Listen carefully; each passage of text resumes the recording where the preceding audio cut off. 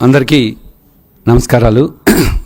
ఈ మధ్య వైసీపీకి చెందిన గొడ్డల పార్టీ వారు రోడ్డు మీదకి వచ్చి యువతకు అన్యాయం జరిగింది, డిఎస్సి ఇది మెగా డిఎస్సి కాదు దగా డిఎస్సి అని తప్పుడు ప్రచారాలు చేస్తున్నారు. ఏకంగా జగన్మోహన్ రెడ్డి గారు అయితే వైసీపీ అధినేత పిలుపు మేరకు ర్యాలీ నిర్వహించారు. ర్యాలీ చాలా సక్సెస్ఫుల్గా జరిగిందని హర్షం వ్యక్తం చేస్తూ ట్వీట్ చేశారు. ఇది చాలా హాస్యాస్పదంగా ఉంది. ఎందుకంటే అసలు ఆంధ్రప్రదేశ్ రాష్ట్రంలో నిరుద్యోగులకి మోసం చేసింది ఎవరు? డిఎస్సి ఇస్తామని చెప్పి దగా చేసింది ఎవరు? అసలు ఆంధ్రప్రదేశ్ రాష్ట్రంలో నిరుద్యోగ ద్రోహి ఎవరు? ఒక్కసారి చూద్దాం. రాష్ట్రంలో ఉన్న ప్రజలకు, యువతకు, విద్యావంతులకు ఒక్కసారి పేరు పేరున నమస్కరించి నేను కోరేది ఏంటంటే ఒక్కసారి ఆలోచించండి. 2018-19లో అప్పుడు ప్రతిపక్షంలో ఉన్న జగన్మోహన్ రెడ్డి గారు వైసీపీ పార్టీ అధికారంలోకి వస్తే 2,30,000 ఉద్యోగాలు ఖాళీగా ఉన్నాయి, వాటిని మేము భర్తీ చేస్తామని చెప్పి హామీ ఇచ్చారు. టీచర్ పోస్టులు భారీగా ఉన్నాయి, 23,000 టీచర్ పోస్టులు మేము వస్తే భర్తీ చేస్తాం, మెగా డిఎస్సి ఇస్తామని చెప్పి హామీ ఇచ్చారు. మేము అధికారంలోకి వస్తే వారం రోజుల్లోనే సిపిఎస్ రద్దు చేస్తామని కూడా హామీ ఇచ్చారు. దీంతో నిరుద్యోగ యువత, లక్షలాది నిరుద్యోగ యువకులు, లక్షల కొద్దీ ఉపాధ్యాయులు, వీరందరూ కూడా జగన్మోహన్ రెడ్డి పార్టీకి ఓటు వేశారు.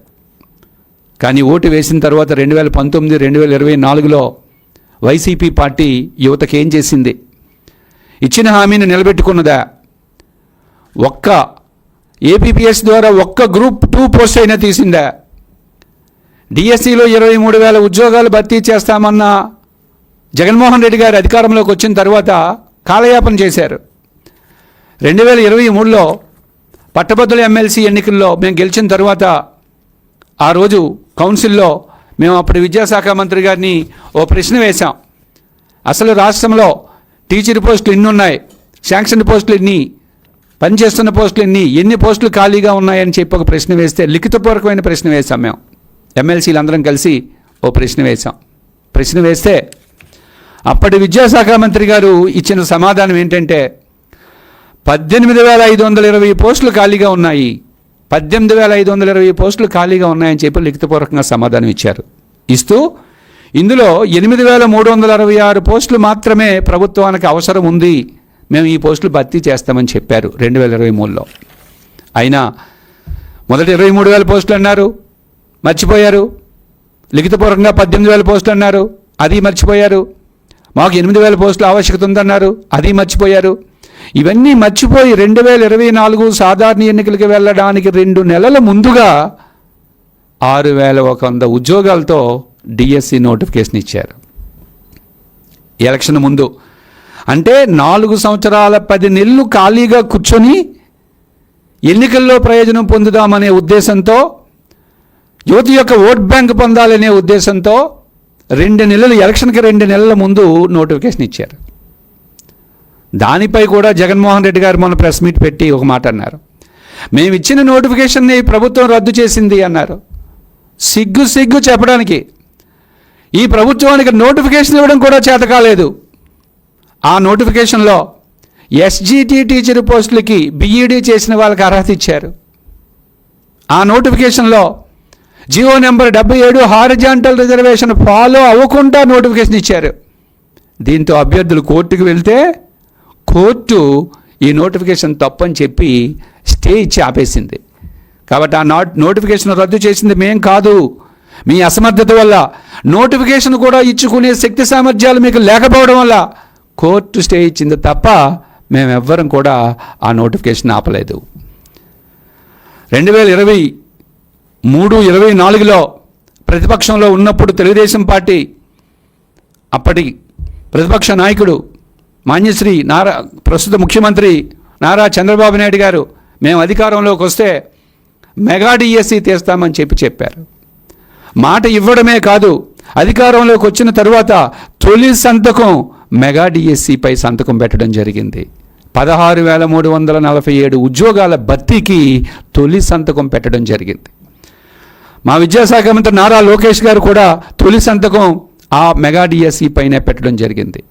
మేము ప్రతిష్టాత్మకంగా తీసుకొని ఈ నోటిఫికేషన్ భర్తీ చేయడానికి చర్యలు చేపడుతున్న సమయంలో మధ్యలో ఎస్సీ వర్గీకరణ వచ్చింది. ఈ మధ్య వైసీపీ నాయకులు మాట్లాడుతూ 1 సంవత్సరం ఏం చేశారు అని అడిగారు. చెప్తున్నాం వినండి, మేము మొదటి సంవత్సరం ఏం చేశామో.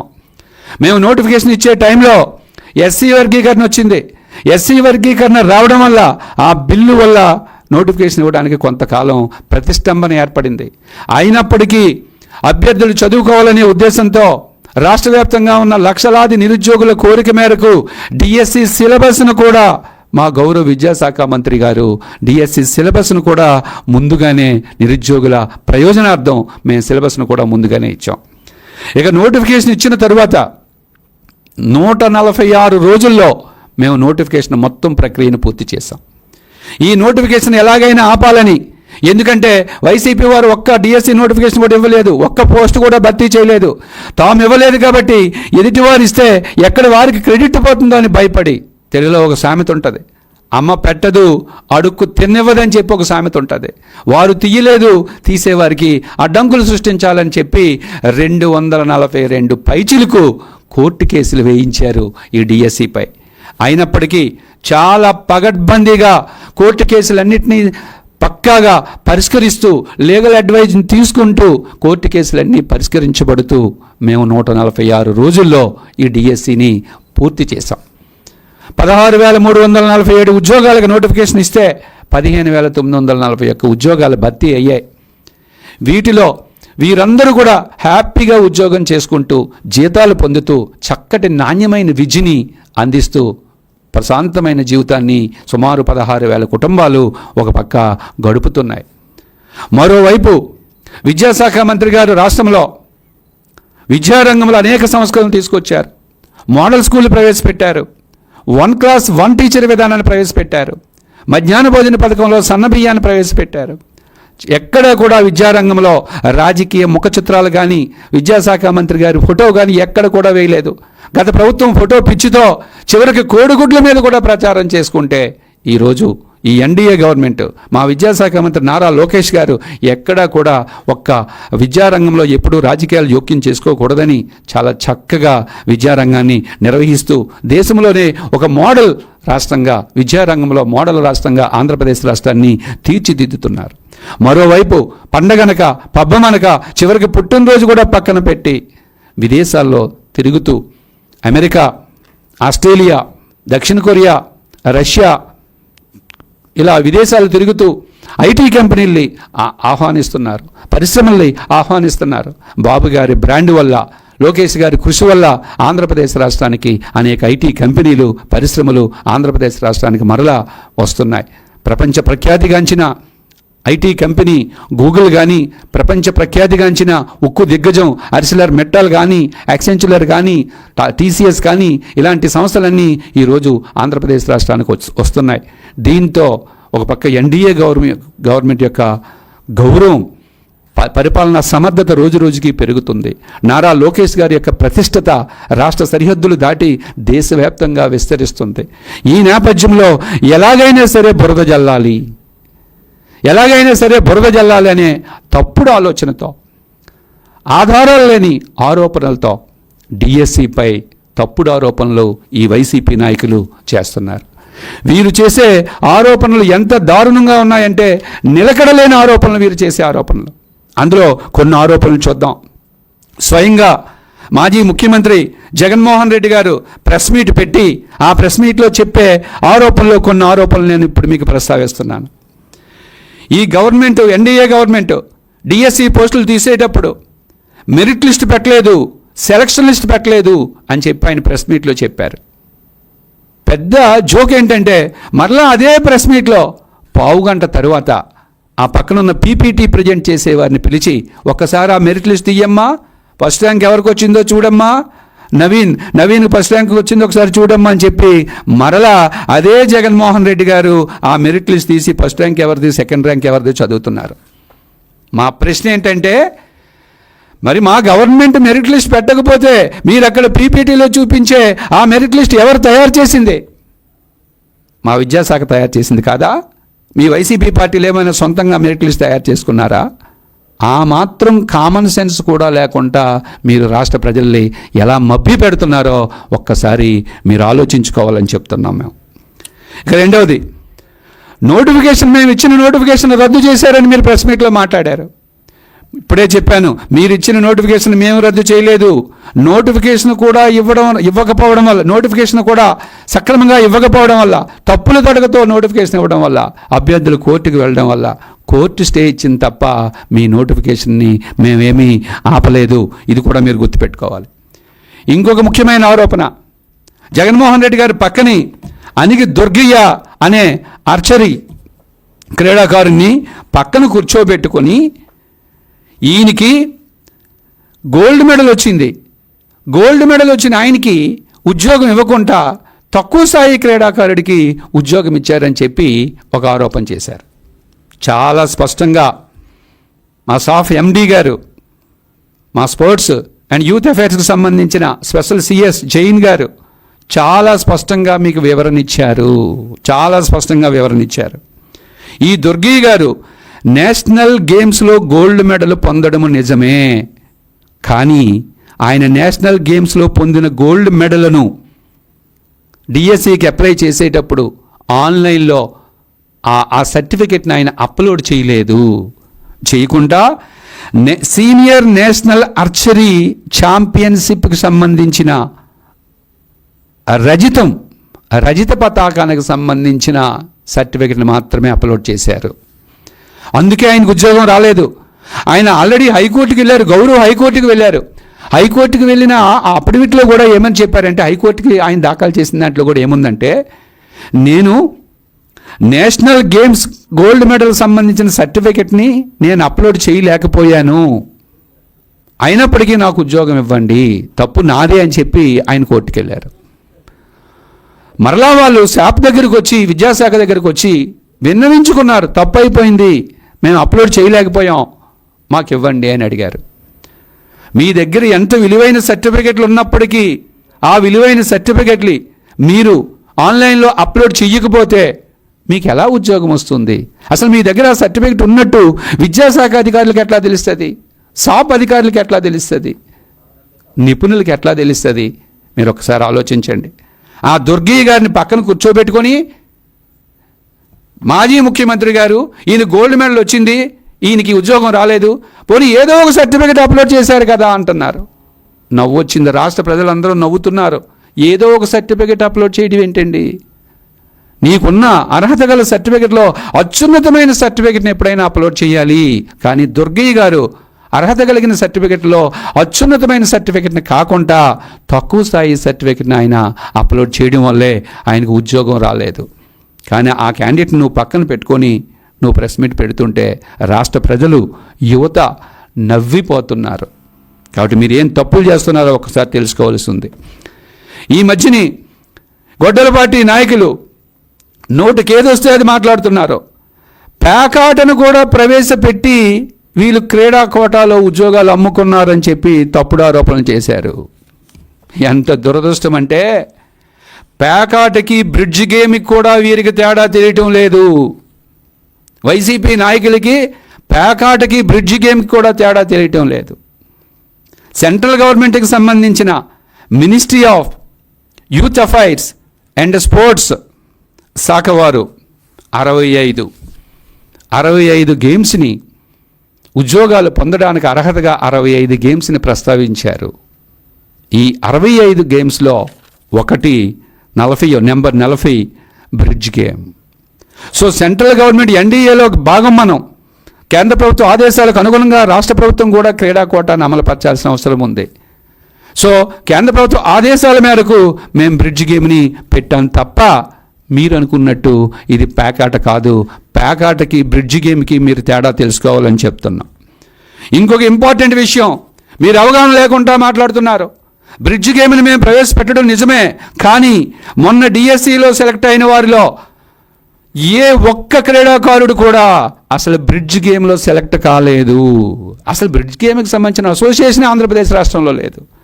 అయినప్పటికీ మీరు ప్రజల మెదల్లో తప్పుడు సమాచారాన్ని పంపించాలనే ఉద్దేశంతో, ఎందుకంటే మీ పార్టీయే ఫేక్ పార్టీ కాబట్టి, తప్పుడు ప్రచారం చేయడం మీ ఉద్దేశం కాబట్టి, నిరుద్యోగుల మెదల్లో తప్పుడు ఆలోచనలు తీసుకురావడం మీ ఉద్దేశం కాబట్టి, పేకాట ఆడిన వారికి కూడా ఉద్యోగాలు ఇచ్చారని చెప్పి మీరు తప్పుడు ప్రచారాలు చేస్తున్నారు. ఆ పేకాట ద్వారా మీరు అనుకున్నట్టు పేకాట కాదది బ్రిడ్జ్ గేమ్ ద్వారా ఆంధ్రప్రదేశ్ రాష్ట్రంలో డిఎస్సిలో ఒక్క అభ్యర్థినైనా సరే సెలెక్ట్ చేశారేమో ఒక్కసారి బయటకు తీసుకురండి. అంతేకాని తప్పుడు ఆరోపణలు చేయొద్దని చెప్తున్నాం. అలాగే మరొకసారి నిలకడలేని ఆరోపణలు ఇవన్నీ. ఈ స్పోర్ట్స్ కోటాలో ఉద్యోగాలన్నీ కమ్మా కులస్తులకు ఇచ్చేశారని చెప్పి ఆరోపణ చేశారు. శాప్ వారు మొత్తం లిస్టు తీస్తే ఈ కమ్మా కులస్తులకు వచ్చిన ఉద్యోగాలన్నీ 382 ఉద్యోగాలు స్పోర్ట్స్ కోటాలో ఇస్తే కమ్మా కులస్తులకు 9 ఉద్యోగాలు వచ్చాయి, రెడ్డి కులస్తులకు 10 ఉద్యోగాలు వస్తాయి, కాపు కులస్తులకు 16 ఉద్యోగాలు వచ్చాయి, మిగతావి బీసీ ఎస్సీ ఎస్టీలకు వచ్చాయి. అంటే 382 ఉద్యోగాల్లో కమ్మా కులస్తులు చదువుకున్న వారు, గేమ్స్లో రాణించిన వారు 9 మంది కూడా ఉండరా? ఆ మాత్రం ఇంగిత జ్ఞానం కూడా లేకుండా మీరు మాట్లాడతారా? నోటికి ఏదొస్తే అది మీరు మాట్లాడతారా? తప్పుడు సమాచారాన్ని ప్రజల్లోకి మీరు చొప్పిస్తారా? ఒకసారి ఆలోచించండి. అలాగే పేపర్ లీక్ అయింది అన్నారు. కేంద్రంలో విద్యాశాఖ మంత్రి రాజీనామా చేశారు, ఇక్కడ కూడా పేపర్ లీక్ అయింది కాబట్టి రాజీనామా చేయండి అని చెప్పి ఈ మధ్య సిగ్గు లేకుండా వైసీపీ నాయకులు రోడ్డు మీదకి వస్తున్నారు. ఇది ఎంత హాస్యాస్పదం అంటే, పేపర్ లీక్ అవ్వాలంటే ఇదేమైనా ఫిజికల్కి వచ్చిన పేపర్ అండి? ఇదేమైనా ఆఫ్లైన్కి వచ్చిన పేపర్ అండి? డిఎస్సికి సంబంధించి సుమారు 42,000 ప్రశ్నలతో క్వశ్చన్ బ్యాంకుతో టీసీఎస్ ఆయాన్ ద్వారా సర్వర్లో అప్లోడ్ చేశారు. ఏ రోజుకి ఆ రోజు ఎగ్జామ్ నిర్వహించేటప్పుడు ఆ క్వశ్చన్ పేపర్కి సంబంధించి ర్యాండమైజేషన్ ద్వారా ఆ బ్యాచ్కి ఏ ప్రశ్న వెళ్తుంది అనేది ఎవ్వరికీ కూడా తెలియదు. మరి అలాంటప్పుడు పేపర్ లీక్ ఎలా అవుతుందండి? పేపర్ ఎట్లా లీక్ అవుతుంది? ఇదేమైనా ఆఫ్లైన్ పేపరా లీక్ అవడానికి? టీసీఎస్ ఆయాన్ ద్వారా కంప్యూటర్ బేస్డ్ టెస్ట్ నిర్వహించేది మేము మాత్రమే కాదు, ఆర్ఆర్బి కానీ, ఏపీబీఎస్సి కానీ, ఐఐటి కానీ, ఎయిమ్స్ కానీ, ఐఐఎంఎస్ కానీ, జాతీయ రాష్ట్ర స్థాయి ప్రఖ్యాతిగాంచిన విద్యా సంస్థలన్నీ కూడా ఈ మోడ్లోనే కంప్యూటర్ బేస్డ్ టెస్ట్లోనే ఎగ్జామ్ పెడుతున్నాయి. అదే బేసుల్లో మేము క్వశ్చన్ పేపర్ పెట్టాం. పేపర్ ఎక్కడ లీక్ అయిందండి? ఆధారాలు చూపించండి. పేపర్ లీక్ అయితే ఎక్కడైనా పేపర్ లీక్ అయితే మీరు ఆధారాలు చూపించండి. నిజంగా పేపర్ లీక్ అయితే రోడ్డు మీదకి వచ్చి అడగాల్సింది ఎగ్జామ్ రాసిన నిరుద్యోగి, స్వచ్ఛంద సంఘాలు, ఉపాధ్యాయ సంఘాలు. కానీ ఈరోజు రోడ్డు మీదకి వచ్చేది ఎవరు? నిరుద్యోగులు కాదు, అధికారం కోల్పోయిన రాజకీయ నిరుద్యోగులు. అధికారం కోసం ఎదురు చూసే, అధికారం కోసం ఉర్రూతలూగుతూ ఎదురు చూసే, అధికార దాహంతో తప్పించే వైసీపీ నాయకులు అంటే రాజకీయ నిరుద్యోగులు. ఏ రాజకీయ నిరుద్యోగులు? వైసీపీ రాజకీయ నిరుద్యోగులు రోడ్డు మీదకి వస్తున్నారు. కాబట్టి రోడ్డు మీదకి నిజంగా తప్పు జరిగితే ఈ పాటికి ఇప్పటికే నిరుద్యోగులు ఏకి పడేస్తారు. ఎందుకంటే వాళ్ళందరూ కూడా విద్యావంతులు, వాళ్ళందరూ కూడా. అట్లాగే ఇంకొక ఆరోపణ చేశారు ముఖ్యమంత్రి గారు. రోషి అనే ఒక ఫ్రాడ్ వ్యక్తి ఈ స్పోర్ట్స్ కోటాలో ఉద్యోగాలు భర్తీ చేసేటప్పుడు ఇంకా ప్రక్రియ ప్రారంభించక ముందే ఎవరో ఒక వైసీపీ వ్యక్తికో మరొక వ్యక్తికో ఫోన్ చేసి మీరు డబ్బులు ఇస్తే మేము ఉద్యోగాలు ఇస్తామని చెప్పి ఈ రోషి అనే వ్యక్తి మాట్లాడితే ఆ ఆడియోని లీక్ చేశారు. ఈ ఎవరో రోషి అనే ఆయన ఎంపీ నందిగామ సురేష్ గారి గతంలో ఫోటోలు కూడా ఉన్నాయి. ఈయన నందిగామ సురేష్తో కలిసి ఉన్న ఫోటోలు కూడా మీరు చూసే ఉంటారు. అంటే వైసీపీ వాళ్ళే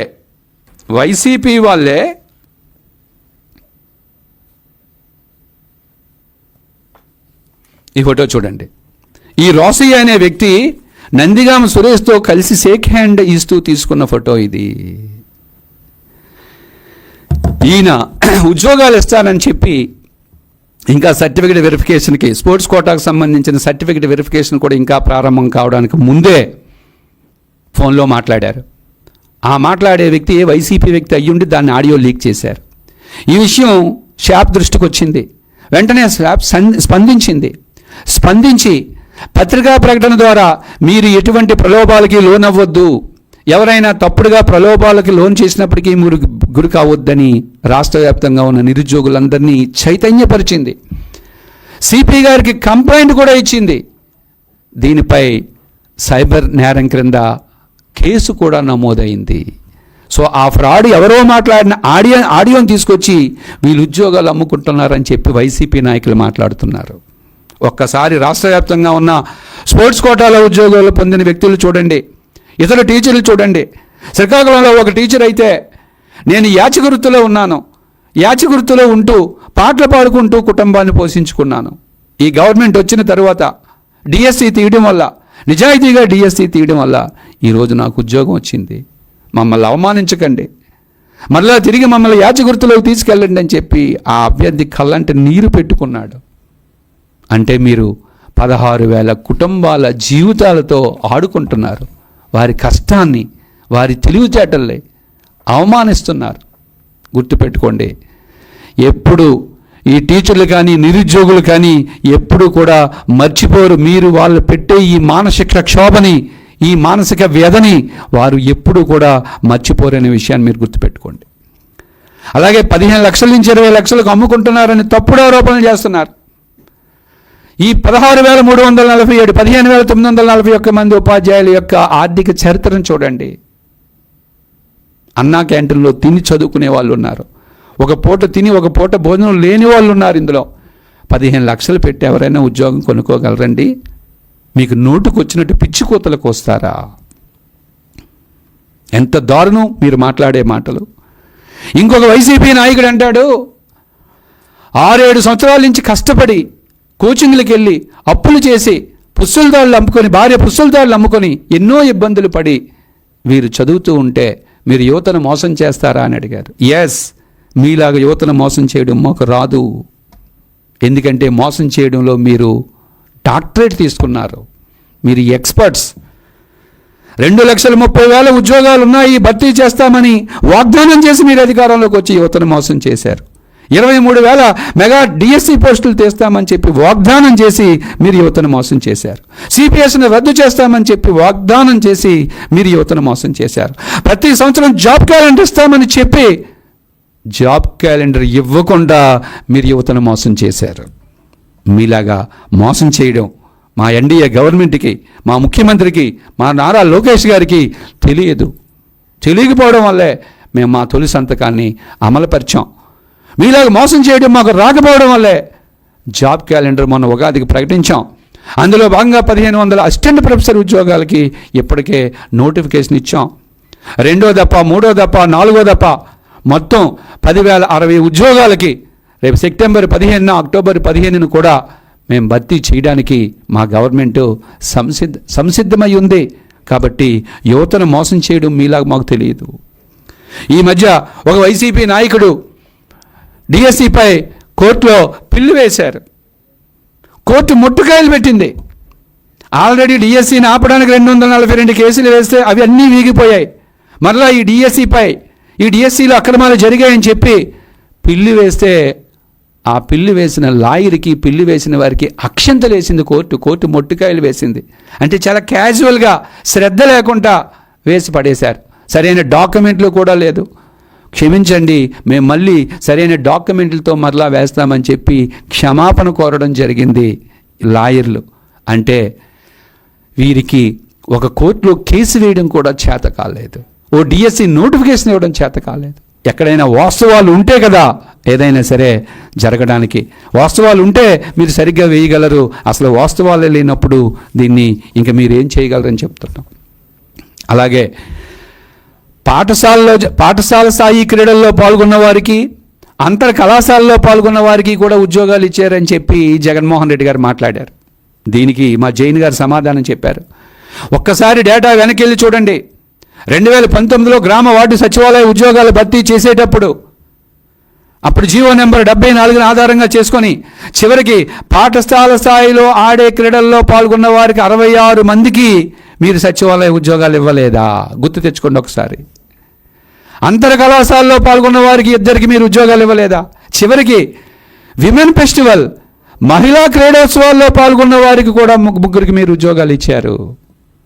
కానీ మేము ఉద్యోగాలు ఇచ్చేటప్పుడు అట్లా కాదు, చాలా క్లియర్ కట్గా జాతీయ స్థాయిలో కేంద్ర ప్రభుత్వం ఏ నిర్దేశకాలు అయితే జారీ చేసిందో దానికి అనుగుణంగా ఒలింపిక్స్ కానీ, ఏషియన్ గేమ్స్ కానీ, వరల్డ్ కప్ కానీ, కామన్వెల్త్ క్రీడలు కానీ ఇట్లా ఒక ఆర్డర్ ఆఫ్ ప్రియారిటీలో 90 పైగా ప్రయారిటీస్ ఇస్తూ మేము ఉద్యోగాలు ఇచ్చాం.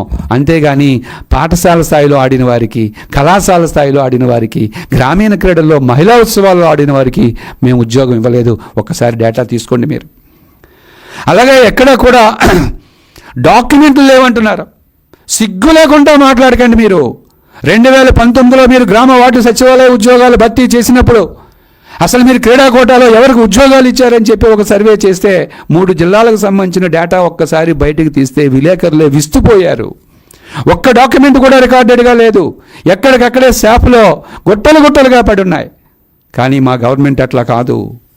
మా గవర్నమెంట్ క్రీడా కోటాలో డే 1 నుంచి కూడా క్రీడా కోటాలో వచ్చే వారికి ఫస్ట్ వారు ఆన్లైన్లో అప్లోడ్ చేసుకోవాలి.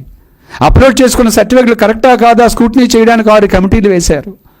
అవి కరెక్ట్గా ఉంటే మరలా ఇందిరాగాంధీ మున్సిపల్ స్టేడియంలో ఫిజికల్ వెరిఫికేషన్కి అని చెప్పి 1:5 రేషియోలో మరలా ఫిజికల్ వెరిఫికేషన్ చేశారు.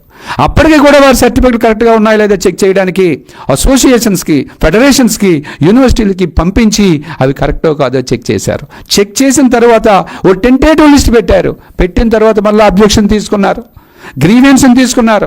టెంటేటివ్ లిస్ట్ పెట్టిన తర్వాత అబ్జెక్షన్ కూడా స్వీకరించి అప్పుడు మరలా ఫైనల్ లిస్ట్ పెట్టారు. ఫైనల్ లిస్ట్ తర్వాత కూడా అబ్జెక్షన్స్ వస్తే మరలా ఆ అబ్జెక్షన్స్ కూడా స్టేట్ లెవెల్ కమిటీ 1-2 సార్లు చెక్ చేసి అప్పుడు ఫైనల్ లిస్ట్ని డిస్ప్లే చేసిందే. ఎప్పటికీ కూడా ఎవరు అప్లై చేశారు, ఏ బేస్ మీద వారికి ఉద్యోగం వచ్చింది, మొత్తం డేటాను ఒకసారి చెక్ చేసుకోండి. పాఠశాల విద్యాశాఖ పోర్టల్లో మొత్తం డేటా మీ దగ్గరే, మొత్తం మీ చేతిలోనే ఉంది. మీలాగా దొంగ అర్ధరాత్రి జీవోలు ఇవ్వడము లేదా సీక్రసీ మెయింటైన్ చేయాల్సిన అవసరం మాకు ఎట్టి పరిస్థితుల్లో కూడా ఈ సందర్భంగా లేదని మేము చెప్తున్నాం. అలాంటి అవసరం కూడా మాకు రాదు. ఎందుకంటే డిఎస్సి అంటే తెలుగుదేశం పార్టీ అంటే డిఎస్సి. ఆంధ్రప్రదేశ్ రాష్ట్ర చరిత్ర ఒక్కసారి చూసుకోండి. ఆంధ్రప్రదేశ్ రాష్ట్ర చరిత్రలో 15 డిఎస్సీలు తీస్తే 11 డిఎస్సీలు తీసిన ఘనత ఒక్క తెలుగుదేశం పార్టీదే. 1994, 1996, 1998, 2000, 2001, 2002, 2003 మరలా 2014, 19లో 2 సార్లు, 2014లో, 2018లో 2 సార్లు గత టీడీపీ ప్రభుత్వ కాలంలో. ఇప్పుడు మరలా మేము వచ్చిన తర్వాత మా తొలి సంతకం డిఎస్సి. ఇలా మొన్న డిఎస్సితో 12 డిఎస్సీలు లిమిటెడ్ రిక్రూట్మెంట్తో కలిపితే లిమిటెడ్ రిక్రూట్మెంట్లు కూడా ఒక 4 డిఎస్సీలు మేము తీసాం. అసలు ఆంధ్రప్రదేశ్ రాష్ట్రంలో టీచర్ పోస్ట్ అంటేనే తెలుగుదేశం పార్టీ ఎన్డీఏ గుర్తుకొస్తుంది. తెలుగుదేశం పార్టీ అంటేనే ఎన్డీఏ కూటమి అంటే టీచర్ పోస్ట్ గుర్తుకొస్తుంది. మీరు మీ 5 సంవత్సరాల కాలంలో ఒక్క టీచర్ పోస్ట్ కూడా తీయలేదు కాబట్టి, టీచర్ పోస్టులు ఎట్లా తీయాలో మీకు తెలియదు కాబట్టి మీకు నచ్చినట్టు మాట్లాడుతున్నారు. 11 డిఎస్సీలు తీసి టీచర్లకి కౌన్సిలింగ్ ప్రవేశపెట్టిన ఘనత తెలుగుదేశం పార్టీది. మీలాగా మోసం చేసే చరిత్ర మా ప్రభుత్వానికి, మా గవర్నమెంట్కి లేదు, గుర్తుపెట్టుకోండి. అలాగే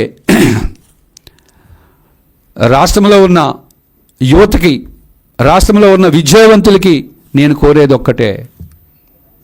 ఈ వైసీపీ పార్టీ, ఈ గొడ్డల పార్టీ లక్ష్యం ఏంటంటే ఎన్డీఏ గవర్నమెంట్ వచ్చి డిఎస్సి తీసి సక్సెస్ అయింది, జాబ్ క్యాలెండర్ ఇచ్చింది, దాన్ని అమలుపరుస్తుంది. నిరుద్యోగులందరూ ఎవరికి తగ్గట్టుగా వారు ఉద్యోగాలకు చదువుకుంటున్నారు. రాష్ట్రం అంతా ప్రశాంతంగా ఉంది. ఈ నేపథ్యంలో నిరుద్యోగుల్లో ఏదో ఒక రకమైన ఆందోళన లేపాలి అనే తప్పుడు ఆలోచనలతో చేపట్టిన కుట్ర తప్ప ఇందులో ఎటువంటి వాస్తవాలు కూడా లేవు. కాబట్టి నిరుద్యోగ యువత మొత్తం మీరు రాబోయే జాబ్ క్యాలెండర్కి సంబంధించి పక్కాగా ప్రణాళికతో మీరు చదువుకోవాలని మరొకసారి మీ అందరికీ కూడా నేను విజ్ఞప్తి చేస్తున్నాను. ఇప్పటికే మా ఎమ్మెల్సీలు డిఎస్సిపై ఎలాంటి అవకతవకలు జరిగినా బహిరంగ చర్చకు మేము సిద్ధమని చెప్పి మాట్లాడారు. తిరుపతిలో 2-3 గంటలు కూర్చున్నారు. అయినప్పటికీ వైసీపీ నాయకుడు ఒక్కడు కూడా వెళ్ళలేదు. మొన్నే మా విద్యాశాఖ మంత్రి లోకేష్ బాబు గారు కూడా ఎవరితోటైనా సరే జగన్మోహన్ రెడ్డి గారు మీరు రండి, మేము చర్చించడానికి సిద్ధంగా ఉన్నాం, విజయవాడలో మీ ఆఫీసుకి దగ్గరలో అయినా సరే నేను రావడానికి సిద్ధంగా ఉన్నానని చెప్పారు. మా ఎమ్మెల్సీలు సిద్ధంగా ఉన్నారు. మా గౌరవ విద్యాశాఖ మంత్రి నారా లోకేష్ గారు సిద్ధంగా ఉన్నారు. మీరు వస్తారా, ఎవరినైనా పంపిస్తారా తేల్చుకోండి. వచ్చేటప్పుడు స్పష్టతతో రండి. ఏం మాట్లాడుతున్నారో తెలియలేని వాళ్ళు పంపించకండి. మీకు సబ్జెక్ట్ వస్తే, మీకు సబ్జెక్ట్ మీద క్లారిటీ ఉంటే మీ పార్టీ మొత్తం మీద వెతుక్కొని సబ్జెక్ట్లో ఎవరికైతే క్లారిటీ ఉందో వారిని పంపించండి. లేదా డైరెక్ట్గా మీ అధినేత జగన్మోహన్ రెడ్డి గారిని పంపించండి. మా లోకేష్ బాబు గారు సిద్ధంగా ఉన్నారు. డిఎస్సిపై చర్చించడానికి బహిరంగ చర్చకు సిద్ధంగా ఉన్నారు. మీరు రండి, వచ్చి చర్చించండి. ఇప్పటికే జనాలు మిమ్మల్ని చూసి నవ్వుకుంటున్నారు. జగన్మోహన్ రెడ్డి గారికి నిరుద్యోగులన్నా ఉపాధ్యాయులైనా అసహ్యం, వారంటే గిట్టదు. ఎందుకంటే 2024లో జగన్మోహన్ రెడ్డి గారు ఓడిపోవడానికి ప్రధాన పాత్ర పోషించింది ఉపాధ్యాయులు, నిరుద్యోగులు.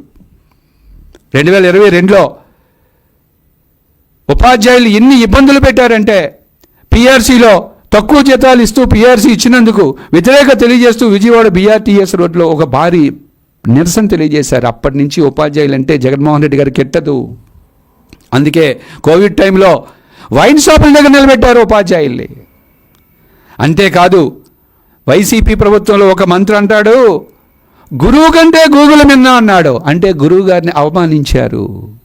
గురువు కంటే గూగుల్ మిన్నా అన్నాడు. ఆ రోజు ప్రతిపక్షంలో ఉన్న చంద్రబాబు నాయుడు గారు చెప్పారు, ఓ పిచ్చోడా, ఆ గూగుల్లో కంటెంట్ పెట్టేది కూడా ఒక గురువు గారే, కాబట్టి ఎప్పుడూ కూడా గురువు గారే అల్టిమేట్ అని చెప్పి ఆ రోజే మా నాయకుడు చంద్రబాబు నాయుడు గారు చెప్పారు. గురువుల్ని మీరు అవమానించారు. జీతాలు సకాలంలో ఇవ్వండి అంటే ఏదో తేదీని జీతాలు వస్తున్నాయి కదా, 12, 13, 14వ తేదీకైనా జీతాలు వస్తున్నాయి కదా అని చెప్పి ఆ రోజు విద్యాశాఖ మంత్రి గురువుల్ని ఇబ్బంది పెట్టారు. మేము అట్లా కాదు, గురువులు గౌరవించే ప్రభుత్వం మాది. మా విద్యాశాఖ మంత్రి మా లోకేష్ గారు గురువులు ఎంత గౌరవిస్తున్నారంటే, ఓ పాఠశాలకు వెళ్తే ప్రధాన ఉపాధ్యాయుడు వెంటనే లేచి నిలబడితే లేదండి అది మీ గౌరవప్రదమైన సీట్ అని చెప్పి హెచ్ఎం గారిని ఆ సీట్లో కూర్చోబెట్టి ఎదురు సీట్లో విద్యాశాఖ మంత్రి గారు కూర్చొని గురువులు గౌరవించే సాంప్రదాయం మా విద్యాశాఖ మంత్రికి ఉంది. మీరు గురువుల్ని వైన్ షాప్ దగ్గర పెడితే మేము గురువుల్ని తీసుకువెళ్ళి సింగపూర్ పంపిస్తున్నాం. అక్కడున్న విధానాల్ని పరిశీలించమంటున్నాం. పిల్లల్ని కూడా పంపించడానికి ప్రణాళికలు రూపొందిస్తున్నాం. అది మీకు మాకు గురువులకి ఇచ్చే గౌరవంలో ఉన్న తేడా. కాబట్టి రాష్ట్ర వ్యాప్తంగా ఉన్న విద్యావంతులు, నిరుద్యోగులు, ఉపాధ్యాయులు, ఉద్యోగులకి ఏ ప్రభుత్వం మంచి చేసిందో మీరందరికీ తెలుసు. కాబట్టి మీరు ఈ విషయాలన్నింటినీ దృష్టిలో పెట్టుకొని సమాజానికి ఏది మంచో ఏది చెడో చెప్పాల్సిన బాధ్యత మీదే. ఎందుకంటే నిజం చెప్పులు వేసుకునే లోపే అబద్ధం ఊరంతా తిరిగి వస్తుందని చెప్పి ఒక సామెత ఉంది మనకి. నిజం బయటకు వచ్చే లోపే మీరు తప్పుడు ప్రచారాలు చేస్తున్నారు. అబద్ధాలు ఖండించాల్సిన ఆవశ్యకత విద్యావంతులందరికీ ఉంది. మంచిని ప్రశంసించాల్సిన ఆవశ్యకత విద్యావంతులందరికీ ఉంది. లేదంటే మేధావి మౌనం ప్రజాస్వామ్యానికి, ఆర్థిక వ్యవస్థకి మంచిది కాదు.